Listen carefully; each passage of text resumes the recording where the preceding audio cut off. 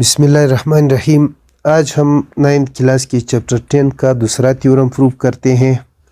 यहाँ पर हमें थ्योरम का स्टेटमेंट दिया है, if two angles in a triangle are congruent then side opposite to them are also congruent. कहता है कि अगर किसी भी ट्रायंगल में दो एंगल्स बराबर है तो इनके अपोजिट में जो साइड है वो भी बराबर। तो सबसे पहले हम यहाँ से गिवन निकालते हैं कि गिवन हमें क्या दिया है। गिवन अ ट्रायंगल ABC, हमें एक ट्रायंगल दिया है ABC। पहले हम इस ट्रायंगल को बना लेते हैं। जस्ट एक ट्रायंगल दिया है AB और ये C। अब वो कहता है कि अगर इसमें दो एंगल्स बराबर है, मतलब अगर एंगल A और एंगल B आपस में बराबर, तो इसके अपोजिट में जो साइड AC है ये बराबर होगा इसके अपोजिट में जो साइड BC है इसके। ठीक है, उन्होंने अल्सो ये भी दिया है कि इसमें दो एंगल्स बराबर, तो हम लेते हैं एंगल A और एंगल B आपस में कंग्रेंट है। अब हमने साबित क्या करना है, टू प्रूव हमने ये साबित करना है कि इन एंगल्स के अपोजिट में जो साइड है यानी AC और BC ये आपस में बराबर है। अब देखो यहाँ पर जस्ट एक ट्रायंगल है, तो हम इस तरह बिल्कुल नहीं कर सकते कि इसी एक ट्रायंगल में AC और BC को प्रूव करें। तो हम इसी एक ट्रायंगल को कुछ इस तरह से दो ट्रायंगल बनाएंगे ताकि हमें स्टेटमेंट के साथ साथ कुछ रीज़न भी मिले। तो हम इधर कंस्ट्रक्शन करते हैं, ये कंस्ट्रक्शन करेंगे कुछ,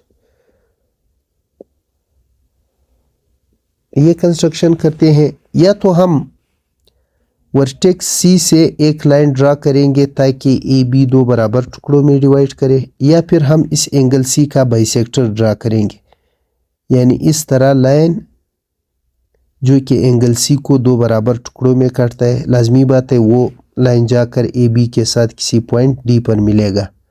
सही है, तो हम यहाँ पर करते हैं कि draw the bisector of angle C। तो इसका मतलब इस तरह लाइन आपने ड्रा किया कि एंगल C को दो बराबर टुकड़ों में डिवाइड किया। तो हम लिखते हैं draw the bisector of angle C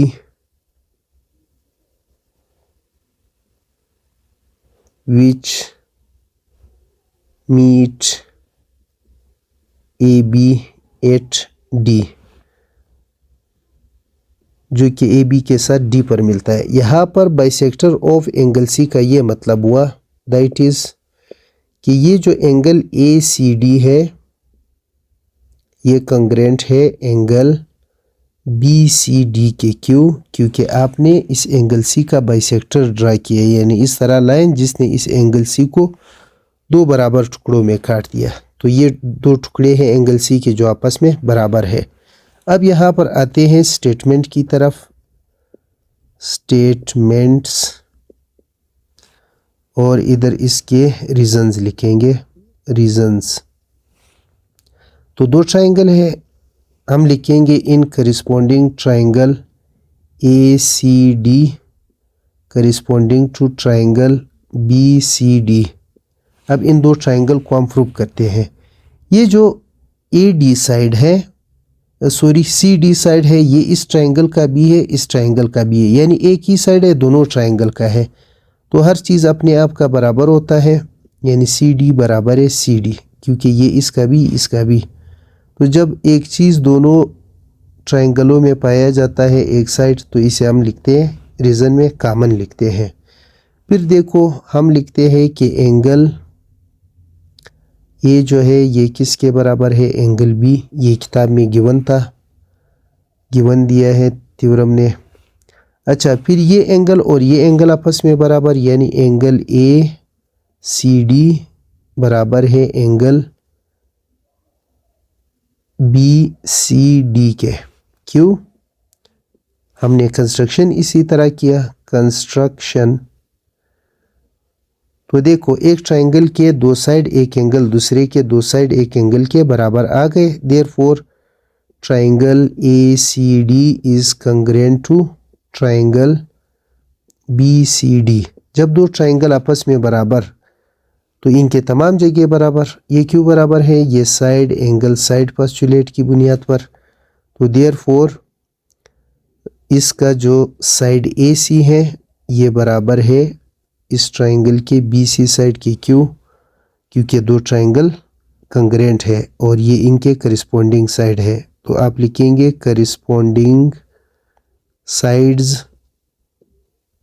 of congruent triangles. Congruent triangles ये है, हमने प्रूफ कर दिया। वाकई भी अगर किसी ट्राइंगल में दो एंगल बराबर तो इनके अपोजिट में जो साइड है वो भी बराबर होते हैं।